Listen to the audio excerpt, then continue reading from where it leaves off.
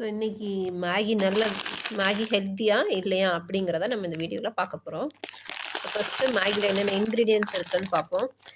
எப்போவுமே ஒரு விஷயம் வந்து நல்லதா கெட்டதா பார்க்கணும் அப்படின்னா இந்த நியூட்ரிஷனல் இன்ஃபர்மேஷன் கொடுத்துருக்காங்க இல்லையா, இது வந்து தேவையில்லாதது தான் என்னை பொறுத்த வரைக்கும்.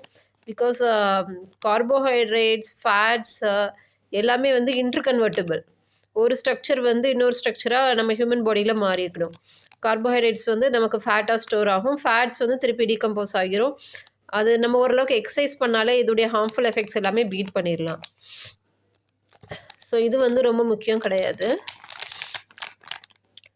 இதில் ரொம்ப முக்கியமான விஷயம்னா சோடியம் வந்து நம்மளால் எதுவுமே சேஞ்ச் பண்ண முடியாது சோடியம்மை. ஸோ இதோட அளவு கொஞ்சம் குறைவாக இருந்தால் நல்லது தான். ஓகே, ஸோ நெக்ஸ்ட்டு பார்க்க வேண்டியது இதில் வந்து திக்கனர், அசிடிட்டி ரெகுலேட்டர், ஹியூமெக்டன்ட். ஸோ இந்த இது எல்லாமே ரொம்ப முக்கியம். இது எல்லாமே எதில் இருக்குது? நூடுல்ஸ்லேயே இருக்குது. ஸோ